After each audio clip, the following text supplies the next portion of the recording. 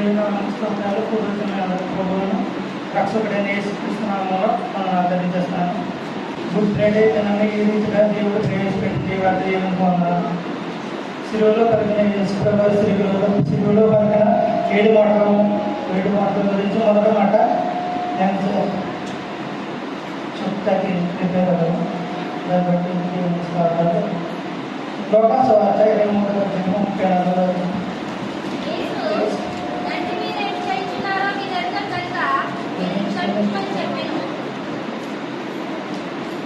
దేవుడు మొదటిగా పలికిన మొదటి మాట, తండ్రి వీరేం చేస్తున్నారు, వేడుకున్నాడు, తండ్రిని వేడుకున్నాడు. అలాగే లోకాసు వార్త 3:31 3:31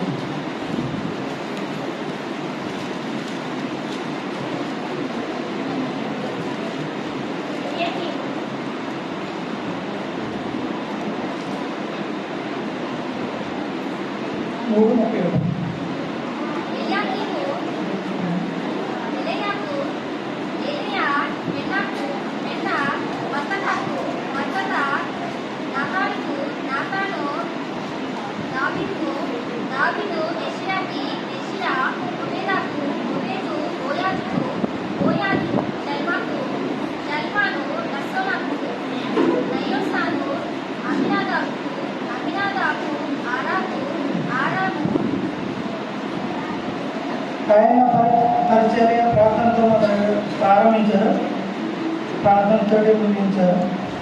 అలాగే ఆయన సిలువలో ఎన్నో శ్రమలు పెట్టారు. ఇప్పటికనే దేవుడు తనకు తనను అప్పగించుకొని సిలువలో తండ్రి వీరేమి చేస్తున్నారు, వీరేమి క్షమించమని వేడుకని ప్రార్థన చేస్తారు. అలాగే ఇందులో క్షమాపణ కోసం కొన్ని మాటలు ఉన్నాయి.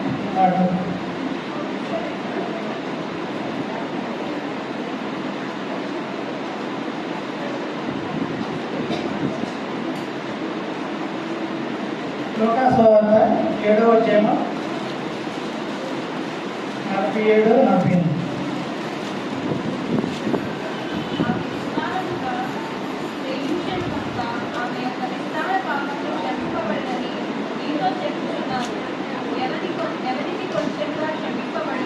వాడు కొంచెముగా ప్రేమించాలని చెప్పి నీ పాపములు క్షమింపబడి ఉన్నవని ఆమెతో అనేది.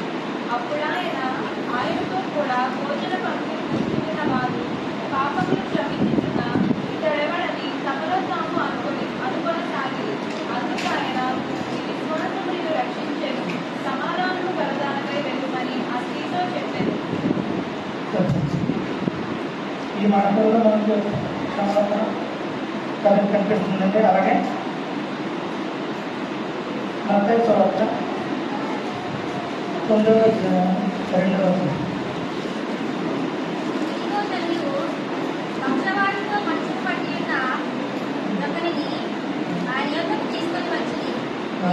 వారి విశ్వాసం చూచి కుమార్తె ధైర్యంగా ఉండుము, నీ పాపములు క్షమింపబడి ఉన్నవని పక్షవాతం గల వాడితో చెప్పెను. ఈ మాటలో నేను చదివించిన మాటలన్నింటిలో కూడా క్షమాపణ తెలియజేస్తుందండి. ఇప్పుడు దేవుడు మన పాపలను బట్టి మనం చేసిన పాపను బట్టి ఆయన క్షమించాడు. అలాగే మనం ఎవరిని క్షమించాలి, ఎవరిని క్షమించాలో ఒక్కసారి మత్తయి సువార్త 5వ అధ్యాయం 44 మన శత్రువులను క్షమించాలి. అలాగే ఫరిసీయుల రాజుల పత్రిక 3వ అధ్యాయం 19 మనకి హాని చేసిన వారిని క్షమించాలి. అలాగే ఫరిసీయుల రాసిన పత్రిక 3వ అధ్యాయం 13 ఒకరినొకరు క్షమించాలి. అలాగే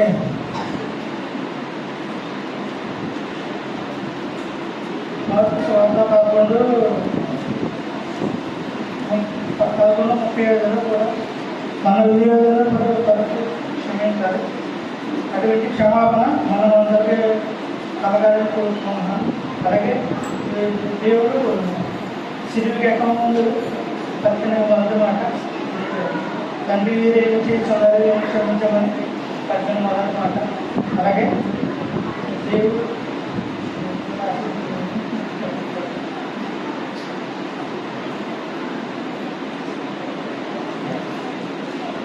చనిపోతాను అప్పగించుకొని సిలువలో వేలాడి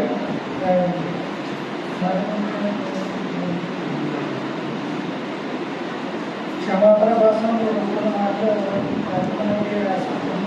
దేవుడు అలాగే స్టెఫన్ కూడా దేవుడు రాళ్ళతో కొట్టి సంపదను దేవుడు క్షమాపణ అడిగారు. దేవుడు ఈ రాళ్ళతో కొట్టి చంపినప్పుడు కూడా దేవుడు ఒక మాట పలికాడు, మోకరించి క్షమాపణ వీరిని శిక్షించవద్దు, దీన్ని క్షమించండి అని పలుకారు. అటువంటి క్షమాపణ అందరికీ కలగాలని కోరుకుంటూ ఈ రాజకీయాలు అవ్వాలి. ఈ భారతీయ